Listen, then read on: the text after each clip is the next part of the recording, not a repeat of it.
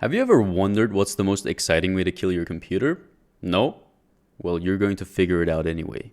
Today, we're going to kill our computer in multiple different ways and see which one's the most exciting one. I probably don't have to tell you this, but don't try this at home. I've created a bunch of virtual machines to try these on, and I don't care if the operating system in these virtual machines actually becomes unusable. So I'm trying it in a safe way. I wouldn't do this to my own computer, so don't try this at home. And don't try this at schools, okay? Okay, so the first way that you might think of when you're thinking of killing a computer would be to delete the System32 folder. Now, this is probably the most famous way to kill your computer, but I couldn't actually do it. I'm assuming Microsoft saw all the memes about deleting your System32 for more FPS and decided to make it almost impossible to delete, so that people wouldn't get fooled by people suggesting them to delete System32. I tried using the CMD with administrator privileges. I tried changing the owner of the folder to my user and deleting it by giving myself the permission to do so, but whatever I did, it just kept saying access denied. So this was a miserable failure.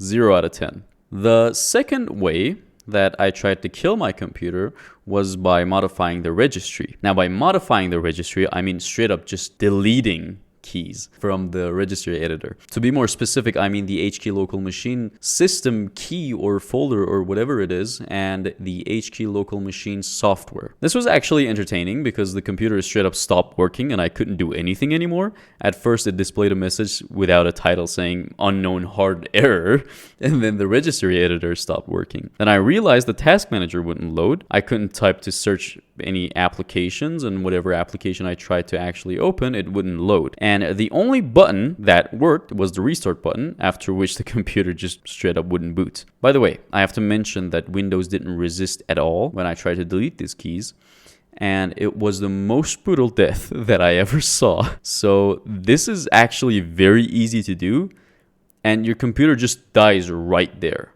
So 10 out of 10. Highly recommended. Okay, so the next way that I tried was to overwrite the master boot record, or the MBR. This one was a little bit annoying at first because the instructions that I found for this at the beginning wouldn't work, but later I figured out a way to do it, and it basically stopped the computer from booting after a restart. The reason for that is that the computer uses specific instructions on how to boot properly, and when we overwrite these instructions with a bunch of nonsense, the operating system won't boot anymore because it doesn't know what to do anymore.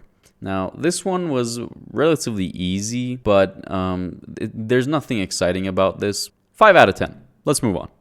Okay, so the next way that I tried was to corrupt the boot configuration data. This is similar to the last one. We're basically messing with the boot instructions again, but this was simpler because it worked first try. The first instruction that I found for this worked, and my computer wouldn't boot anymore, but there was nothing really more to it, to be honest. So just because it was easier than the last one, 6 out of 10. Another way to kill your computer would be to disable certain critical services. Now, I actually had a list of critical services that I wanted to disable, but a couple of them wouldn't allow me to because it said access denied again. To be honest, I didn't really insist on them because I just wanted to see how the computer would react to me disabling a bunch of other services that I was successful in disabling. And I didn't really look up for a way to disable those couple services because it didn't really matter. After restarting the computer though, the file explorer wouldn't work anymore, and it just kept crashing after trying to open any folder. Also, Paint wouldn't open. It wouldn't open any photos because the Photos app just didn't work anymore, and a lot of things were actually just kind of acting weird, but I'm assuming that this is an easy fix. Like, if this were to happen to someone's computer, they could probably just fix it by re-enabling the services. So it's not the most harmful way to kill a computer. It doesn't kill the computer, it just messes with it really hard. 7 out of 10. Now, another way that you would think that you could probably kill your computer with would be to to force power off during an update. Now, this one was disappointing actually, because I really tried my best here. I shut the computer off during the update multiple times at different stages to make sure that I hit at least one critical point during the update to force power off and just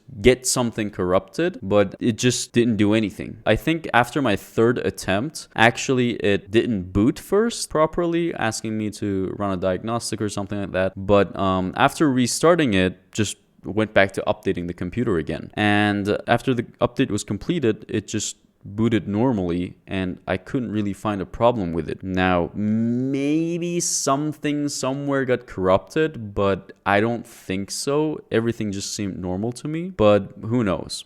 But since it disappointed me really, I'm giving it a -1 out of 10. All right, that's it for our today's little experiment. Catch you on the next one.